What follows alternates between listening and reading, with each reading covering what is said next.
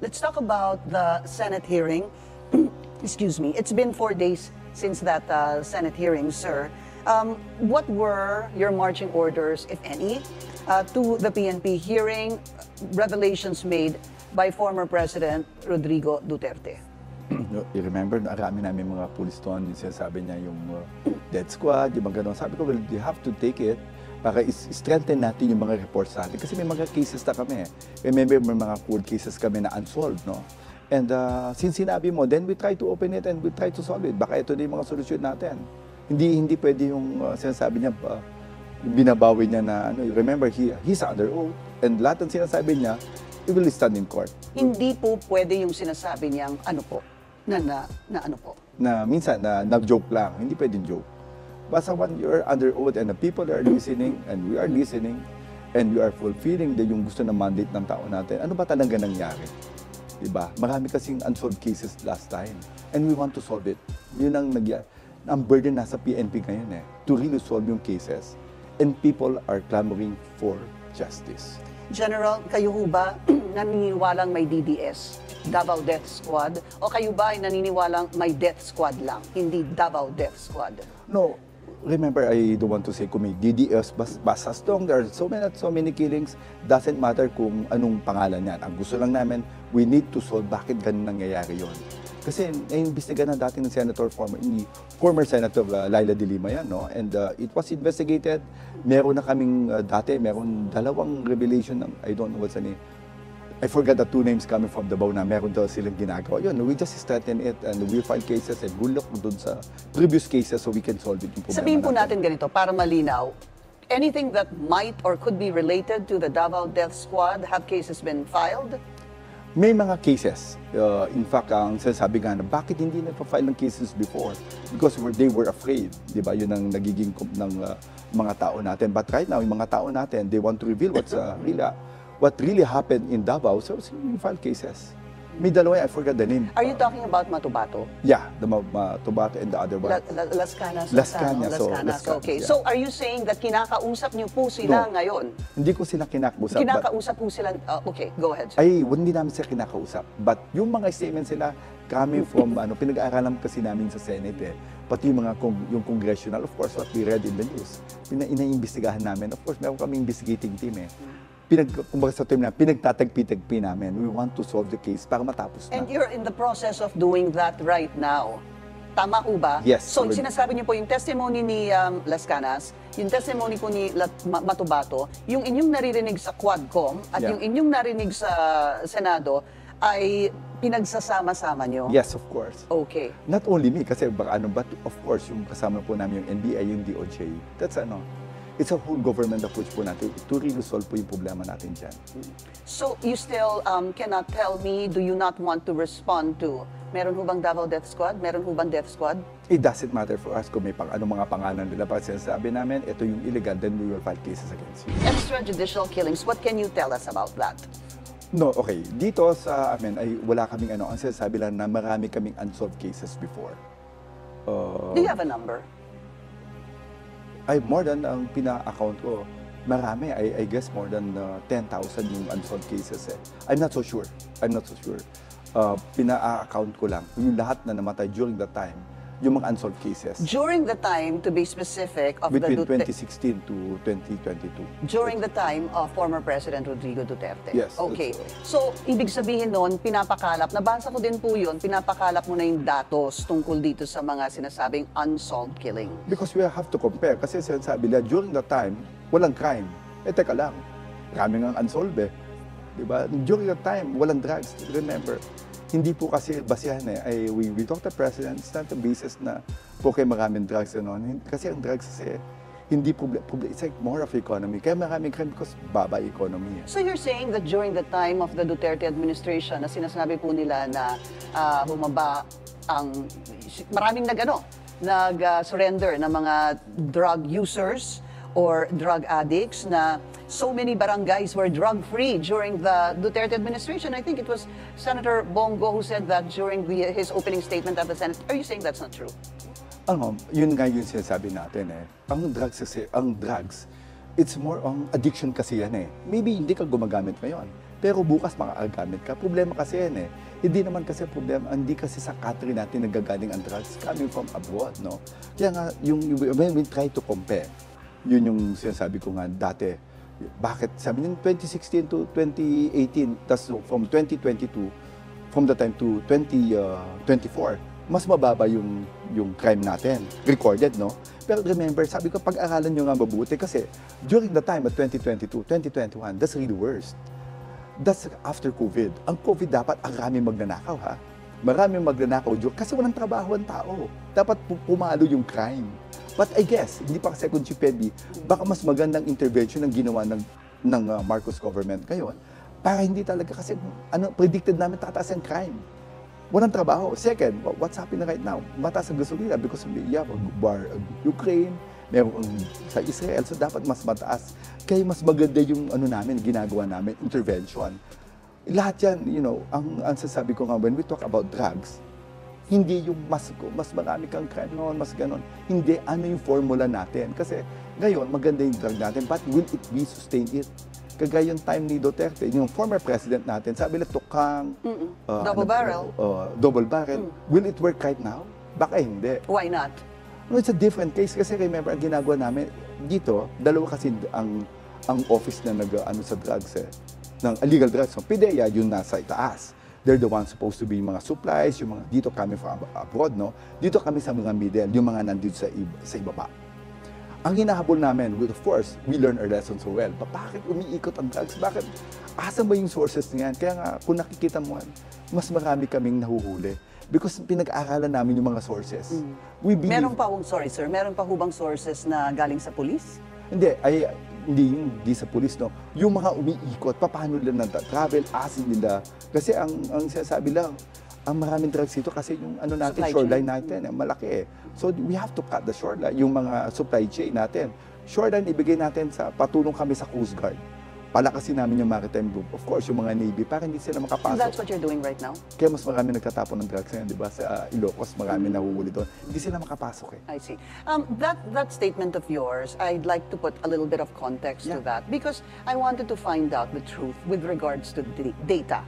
I was able to speak to General Jean Fajardo, the spokesperson of the PNP 2 days ago, and I asked her about that because former President Rodrigo Duterte had earlier said during that Senate hearing that tumataas ang drug-related crimes. Ngayon, we have that statement from the former president. I hope it's ready. Let's listen. It is unfortunate that drug-related crimes are on the rise again. Every day you can read about children being raped, people getting killed and robbed. And just recently, a drug den was raided within the Malacañang complex. This clearly manifests that the purveyors of this menace are back in business. Let's get very direct on this, sir. So are drug-related crimes on the rise, sir? No. Mas mababa kami ng 60% based on sa data namin. Ha? Kaya nga sabi ko, are we sure that pumunta ka sa barangay? Kasi baka mali yung reports natin kasi mas mababa kami ngayon. By 60%? Yeah, From what year to what year are we talking about? Comparing between 2016 to 2018, no? Yung time nila at time namin dito ngayon. Kasi there's no comparison eh. Remember, ang drugs kasi based on sa economy natin eh. Ang drugs kasi mga tao dito, just remember, no? And bakit may mga tao gumagamit ng drugs? Remember, hindi sila addict. Kasi gusto lang maging addict. Remember, ang gumagamit ng drugs sa mga tao natin, especially mga yung mga nagpapadagdag ng oras. Kasi pagka gumamit ka ng drugs, gising ka, nadadagdag ka. Remember, ang trabaho natin per ora dito. Hindi naman tayo yung sigurado eh. So, ito yung natin, kaya ayoko mag-compare. Ang sinasabi ko lang, mas maganda po kami ngayon dun sa data namin sa about crime. Mas nabobroadcast lang ngayon kasi hindi dati takot ang-report. Kasi sige, subukan mong gumawa ng... And data will back you up on that. Of course. That it's down, what again, sir? 60%? 60%. 60. And I'm not so happy with that. Kasi baka naman mali. Look at the barangay. Kasi yun nagsasabi. Kung ano yung tama, iba kasi yung report. Kaya nga last time, yung kay Nick Torre, in Davao. Kaya nga nagalit, ba't nyo binabagong data? Rami nyo palang rate dyan. Ayun yung baguhin. Remember, Nick Torre, when he was first assigned dun sa Davao, gumawa siya ng report na 2 blatter book. That's And you're talking about the CIDG chief. No, yeah. Now. Yun, sabi ko nga, you better investigate. Kaya kami nag-relieve ng mga tao doon. Not because but because we have to rotate these people because they're not doing good and we're not happy with that. So hindi on the rise ang drug-related crimes ngayon. That's something that you are saying is simply untrue. I want to go back just briefly. I forgot to ask you before I move on to something else. Yung kasing napag-usapan po nating Pogo, the last time I interviewed you one-on-one, sir, maybe that was about 3 weeks ago or a month ago, no? There was a report kasi there na lumabas yung si General Villanueva way back, no? Just to put context into this. It was also a Senate hearing, I believe, where he said that may narinig siya na merong mga PNP chief or may mga, I'm not sure right now, na posibleng involved o nasa payroll ng Pogo. And sinabi mo, that time I interviewed you, iimbestigahan namin lahat ng dating PNP chief. Ilan ho sila nun? It's about 23, no? But 23 na PNP chiefs. Opo. The former chief, former. Hindi kayo kasama kasi nga dati yun eh. That's not during the time na you were installed, no? What is the update on that, sir? Okay, ang kausap ko na si General Torre, I asked him to subpoena General Villanueva. And alam ko pinapunta niya sa CIDG. Sabi niya wala talaga, nadulas lang daw siya. Sabi ko, sige, subukan niya i-file namin yung case. I guess hindi ko na siya nakausap because there are so many cases right now na mas marami kaming concern about that. But again, sabi ko, next time, he be careful kasi talagang binawi niya na walang term, na walang chief na sinasabi niya na talagang involved. In fact, subsequently after that, he also said, he apologized actually for the statements he made. So, are you going to file a case against General Villanueva? Ganun ho ba yun? Honestly, pinasabihin ako na kay Nick Torre, sa pinapower dun sa CIDG Pinapunta nga niya yung tao na yon and I guess sabi niya talagang wala siya narinig. So sabi ko, be careful, next time kakasuhan ka na namin. Okay. But of course, that's a warning, ha? Oo, for him. But we didn't stop there. Of course, talagang gusto talaga namin kung sino talaga involved. Hindi kami natutuwa sa ganun eh. Anong ganun, sir? Na maganong kwento. Gusto namin talagang linisin mo yung kami. Hindi pwede yung remember, we are an organization. Ang puhunan lang naman ng PNP is tiwala ng tao eh. We exist because of you. Ano bang purpose namin yung PNP kung wala naman kayong tiwala? Okay, still lots to discuss, but we need to take a very short break. This is On Point. Pagdating ng araw, in the future, lahat ng mga senador na mabubwisit sa kakatawag sa kanilang pangalan kapag ang kanilang pangalan ay na-implicate sa investigation na ginagawa ng other house, ay punta na lang ng punta at wala nang magawa na legislation. Sa pagkakaalam ko, kailanman ay wala siyang ipinapatupad na anumang sistema, kapalit po ang buhay ng sinuman. Ayaw natin na mismong mga alagad ng batas ang lalabag sa karapatang pantao at ayaw rin nating mangyari ang mga durugista ang maghahasik ng lagim.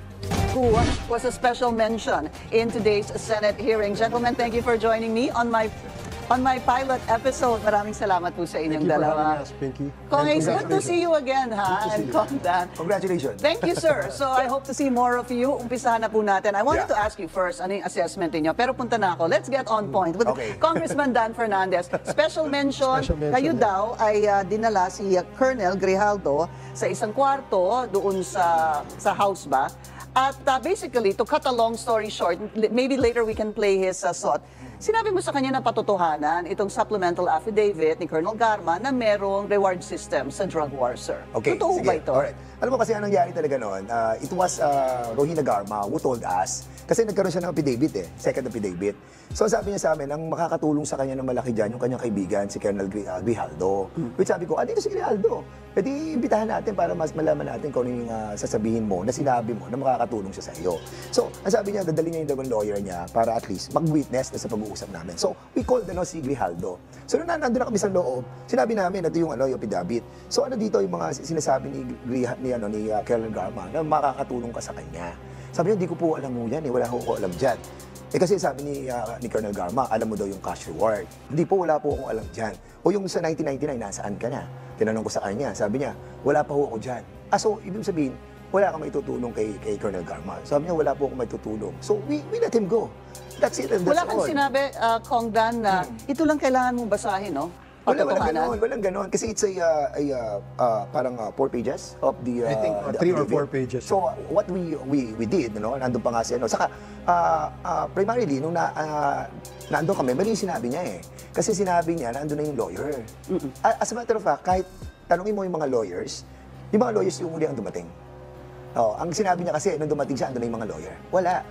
Kumbaga, Sinong nandun sa tinatawag kwarto? pa namin yung lawyer. So, sino yung nandun sa kwarto initially? I cannot remember, parang meron pa akong isang napansin na tao doon. Hindi ko alam kung ay staff namin. But andun yung isang tao na kilala ko sa mukha. Tapos si Chairman Abante, ako, saka yung dalawang lawyer. But never nagagawin namin yun sa Quadcom na that we will coerce, no? Kasi coerce, merong force eh. And we will never do that. You know why? He's not that important. Huwag siya magpaka-importante dahil hindi namin siya kailangan. And at the same time, ito nga, para may reveal na rin ng katotohanan, no? At we're talking about the truthfulness of what transpired. Prior to the Quadcom, yung talagang hearing namin with Colonel Garma, si Colonel Garma was asking us, na meron daw siya sasabihin na gusto niyang magsabi ng totoo. It was like 2 or 3 times. Meron kaming common friend, si Major Mola. Si Major Mola kasi taga-amin. So, kinontak ako. And then sabi ko nga kay Chairman Ace, pare, may gusto makipag-usap niya kasi meron daw mga sasabihin. Sabi ko, samahan mo ako para at least may transparency. So nung nandun na kami, ang akala ko, ang kausap namin, si Garma lang sa kanyang friend namin. Then suddenly, andun si Colonel Grijaldo. Kasama siya. Kasama si Colonel Garma. And everything changes. Walang nasabi sa amin si And Chairman Ace can attest on So that. you were there. I was there. Okay. But that was before the time when we invited Colonel Garma to appear before the Quadcom. Kasi I think nung meron ng invitation sa kanya, that's when she started asking for a meeting kay Congressman Dan. Prior to her first appearance. Yes, And, prior okay, to so her to first clear appearance. to clear everything. So bago pa siya magpakita, gusto ka nang makita. Yes. Kausapin. Oo. At yun na nga, itong si, meron kasi akong kaibigan na sinasabi, Sir, pasensya ka na kasi nabago lahat na dumating si Colonel Grijaldo. Bakit sino ba yung si Colonel Grijaldo? Kasi bata ho yan may mga sinasabi siya, bata siya ni General Bato, ganyan-ganyan.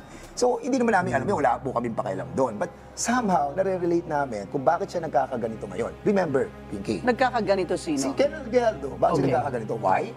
Because meron kaming hearing nung last, tinanong ko si Colonel Andulan. Si Colonel Andulan na involved doon sa assassination kay Mayor Halili sa kay Mayor Perez. Si Colonel Andulan, siya ang humuli doon sa Paul Guy na si Konsehal Norbin Tamisi ng Los Baños.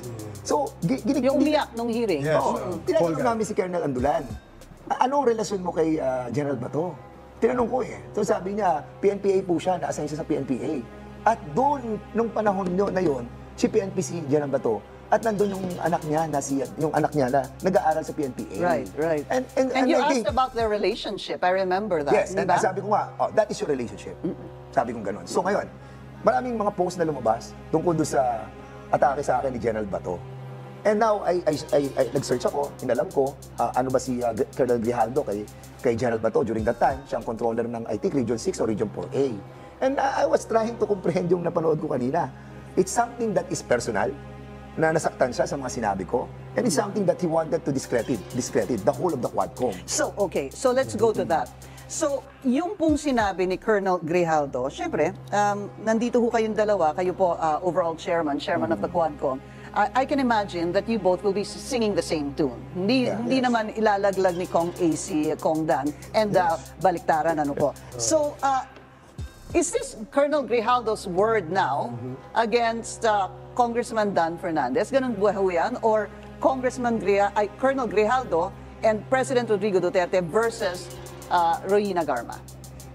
Ako, if you're going to ask my opinion, ang tingin ko dyan, unang-una tama yung sinabi ni Kong Dan Hindi naman importante si Grijaldo Even if we know that, the General Barayuga assassination happened when he was the chief of police ng Mandaluyong City. And I don't know whether there was a spot report on that particular incident. Usually yan, sa police, may kasamang report dapat yan And then, the issue went wayward, no? Dumabot na tayo dito kay ano. Sabi ni Kong Dan, hindi naman importante 'yon. So I don't know anong objective, bakit kailangan sabihin ni Colonel Grijaldo na parang he is making it appear that the Kong Dan wanted him to sign any document, parang forcefully, no? Walang ganun. Coerced, parang ganon, oo. Because lahat ng witnesses ng Quadcom, Pinky, and for the information of the public, lahat yan ay merong affidavit. Yes. I remember And you say that. they always volunteer that. The only time that we can get them to appear before the Quadcom is one, kapag meron silang affidavit. Two, they have to pass through the rigorous vetting process of the legal team, no? If you notice, itong kay Colonel Garma, the time that she appeared on her third, we were all surprised. Bakit? Kasi we didn't know that she was with her lawyers and meron siyang affidavit. Supplemental, So, the yun pa yung una niya. Yeah, the first oo. niya. So, nung Tapos, nilabas niya, pwede siya magdagdag, sabi niya, ng sabi karagdagang nga, detalye. if kulang dun pa sa- yung information, if I recall things that I know that I did not write in my first affidavit, I'm more than willing. Nasa affidavit din niya yan. So, just going back to that time, no? Naka-9 na ho ba kayo or 10? 10. Okay, 10 na. Paten. Paten na. Okay, going into 10, ano? Nung nagsalita po si Colonel Garma, if you look at the body language of the chairman, parang nagulat po sila. Kayo yon. In fact, there was a time that Congressman Dong Gonzales, who shows up every so often during the House Quad Committee hearing, at sinabi niya na, pwede bang ulitin mo yung nilalaman ng affidavit mo dahil umiiyak siya. So na baka isipin ng tao, she was coerced Yes. into That's correct. writing that affidavit and saying it in front of you guys. So how it different? Siguro ang tanong ko dyan, how do we differentiate a Colonel Garma versus a Colonel Grijaldo now? The difference? Oh, kasi ang sinasabi niya, it's his word against your word, Congressman Dan, na gusto mo, dinala mo siya sa isang kwarto, nandun yung abogado ni Colonel Garma para patutuhanan niya. Yeah, patutuhanan. But I never said any affidavit. I'm never asking him to execute any affidavit. Hindi. Sabi niya, ito yung affidavit ni Colonel Garma. ni Colonel Garma. Sinasabi And then ko, ito lang ang babasahin actually, mo. hindi ganun ang pagkakasabi ko, Pinky. Ang pagkakasabi ko sa kanya, sinasabi ni Colonel Garma na kaibigan ka niya. At ikaw lamang makakapagsabi ng totoong nangyari ang reward system. Yun ang sinabi ko sa kanya. At kaya nga tinuro ko, ito, totoo ba to about sa reward system? I think I remember number 17. Nasabi ko sa kanya, ito, totoo ba to sinasabi ni Garma na ikaw makakapagpatotoo? Hindi ho, sir. Wala ho. Kaya umakyat ako doon sa unang page. Sabi ko, sa 1999, eto, pwede mo bang sabihin na totoo dahil sinabi ni Garma? Hindi po, wala So po. categorically, you're saying you did not tell him to say these things? No, walang gano'n. Wala. Kasi nga, siyempre, remember, Pinky, nakakalungkot yan. Because, kanina nga nagtanong sa akin si Ace, saan nangyari yung kay Grijaldo? Hindi niya alam. So, alam mo, tingin mo, I will decide on my own, and Chairman Abante will You decide. and Congressman Yes, Abante. we cannot decide Tapos on our sinabi own. pa daw ni allegedly ni Congressman Abante na, Colonel ka, di ba? Ay, wala ka bang ambisyon maging general? Walang gano'n. Anong kapasidad namin para sabihin yun? At hindi namin pwedeng pakialaman yung mga promotion na under the jurisdiction of the GPNP and Sige. also the President. Okay, to end the issue on Colonel Grijaldo, what do you plan to do about this? With Grijaldo's statement. With his statement at the Senate? You know, we will still invite him kapag dumating na doon sa issue where he is involved, no? Especially when we speak about or discuss the issue on the Barayuga case, Yes. no? Kasi meron pang mga details that needs to be ironed out, no? Number one, ano ba yung report na nilagay nyo doon sa police report when that incident happened? Ikaw yung chief of police eh. Number two, ano yung meron bang identity o meron bang witnesses na nakakita nung incident na yun? Anong sinakyan? Anong itsura? Ano yung Wasn't there a baril? CCTV, sir? There was a CCTV. That's why we wanted to see whether that was all incorporated in the police report. If it was a complete police report. Because kumbaga. apparently there are issues that there seems to be some sort of a cover-up. Diba? On the real score, no? Well, just to add, is it incumbent upon the Quadcom team to invite him in the next hearing because of what he said about that encounter with Congressman Dan Fernandez? Well, ako sa totoo lang, lesser issue si Grijaldo eh. Ako, I don't want to dwell deeply on him eh. Because diversion yan eh. Hindi natin ako sa akin, sa sarili ko. Dahil I know for a fact na hindi nangyari. So you're not sinasabi affected niya. by it? No, I'm not affected. Okay. Kasi sa totoo lang, parang natatawa nga ako sa kanya because it's full of lies. Dapat sinabi niya yung unang-una nung dumating siya sa meeting natin na andun siya para pigilan niya si Colonel Garma. Tell us Diba? about that before we go on a break. So he was there too? Yung kay Colonel Garma, nung first meeting namin, prior to the Quadcom hearing, he was not even invited. I don't know why he was there. Because si Colonel Garma was about to tell everything to us already. And that's the reason why I called Chairman Ace So ano sinabi ni Colonel Grijaldo?